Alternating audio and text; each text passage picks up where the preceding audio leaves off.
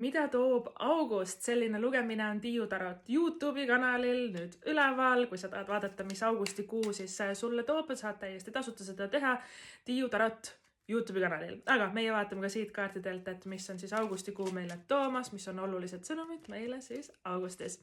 Esimene kaart, millega me alustame kaardipaki alt, see on müntide kuninganna. Müntide kuninganna on esiteks seotud tervisega.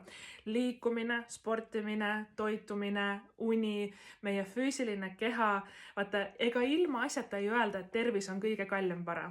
Müntide kuninganna on väga rikas kaart, igas mõttes, viljakas, rikas, raha on tal hästi, töö on hästi, ta ennustab uue tööleidmist, suuremad sissetulekud, paremat palka, kes otsib tööd, see saab endale väga-väga hea nagu töökoha, aga see ei tohiks mitte kunagi tulla, raha ja edu ja see küllus ei tohiks mitte kunagi tulla nagu tervise arvelt. Ja tihti ta ütleb ka nagu seda, et mida rohkem sa üle töötad, seda halvemaks tegelikult su raha nagu läheb. Või et mida rohkem katkine on meie keha, seda rohkem vaata hakkab raha nagu ka kaduma. Või et selles kaardis on raha ja keha hästi omavahel nagu ühendatud. On ju. Hakkavad asjad minema katki ja siis on vaja autoremonti viia ja hakkab minema on ju, niimoodi.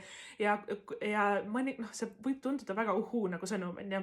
Aga enda keha eest hoolitsemine, see on nagu niivõrd ilus enesearmastus, et ka seda nagu head energiat ka nagu rahaliselt, materiaalses külluses ja ka teistes eluvaldkondades, suhetes hakkab meie ellu nagu voolama.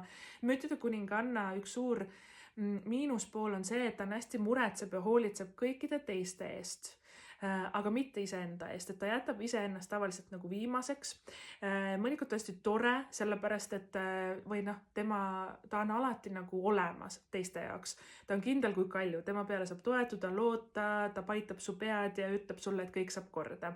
Aga meil tuleb nagu ka see fookus, see hea energia ja see nagu endale tagasi tuua, enda pead tuleb ka paitada, enda jaoks ka asju teha, nii et luba endale häid asju, tegele enda võib-olla välimusega, enda hobidega, tegele enda nagu unistuste elu ülesehitamisega, anna seda hoolitsevat ja toetavat ja head ja mõnusat energiat, mida sa oled võib-olla õppinud väga palju teistele andma, võib-olla ka enda töösse panema, töökaaslased, ülemus, sõbrad, pere, lapsed, me nii palju anname, aga me peaksime ka nagu selles nimekirjas, kes sealt saavad, võiks olla ka sina ise ja tead, kus kohas sa võiks olla selles nimekirjas number 1 kohal.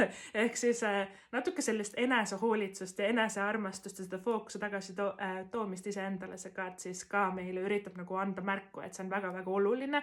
Sellest sõltub kõik muu. Raha läheb paremaks, suhted paremaks, et kui me hästi nagu armastame ennast ja hoolitseme enda eest ja toome selle fookuse nagu siia, et sina oled oluline.